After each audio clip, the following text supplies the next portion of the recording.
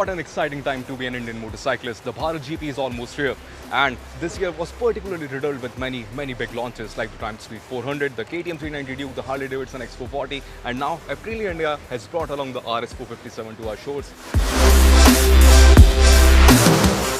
The RS 457, as you can very well see, is based heavily inspired by RS 660 and the RS V4. I'm talking about the design philosophy. So as you can very well see, up front we get to see a twin LED setup flanked by these DRLs, which is very reminiscent of the RS 660 and the updated RS V4 as well.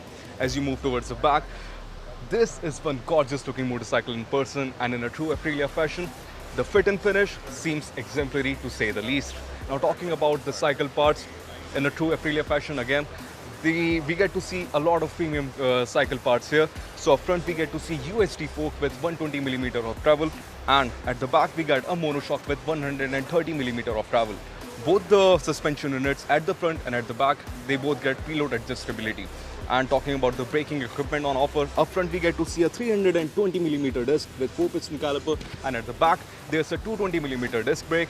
And the RS 457, it gets dual channel ABS, and the rear ABS can be turned off as well if you wish to have some fun around the racetrack or out on the streets as well. Now talking about the heart of the matter, now aqriIia hasn't been that forthcoming with all the information, so all we know is that it might displace around 457cc, and that information we are taking from the nomenclature.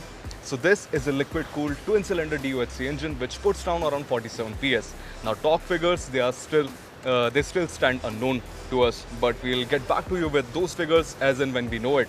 Now this particular engine, it is again derived by the RS 660, so we expect similar levels of performance but slightly in a toned down manner, because it just puts down 47 PS as opposed to 100 PS on the RS 660. Now talking about the gearbox on offer, it is a 6-speed unit, and bi-directional quick shifter is also available as an optional extra.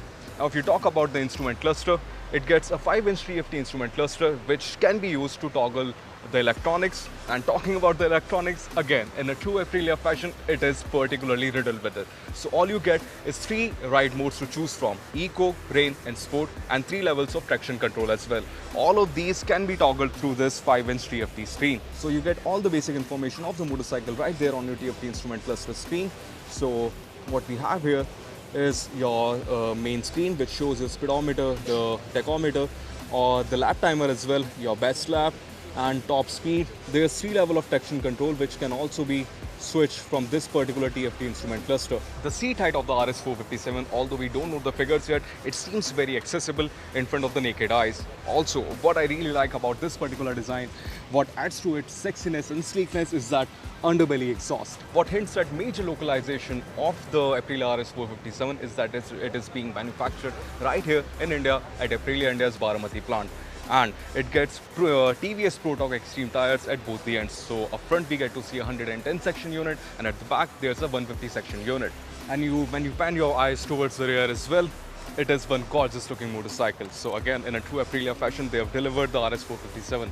Now regarding the other details, pre-bookings are about to commence on aqriIia India's official website. The pricing is yet to be revealed soon, but we are assuming that it will be more expensive than the RC390, but it might undercut the Kawasaki Ninja 400. But we'll come on that when the official prices are out.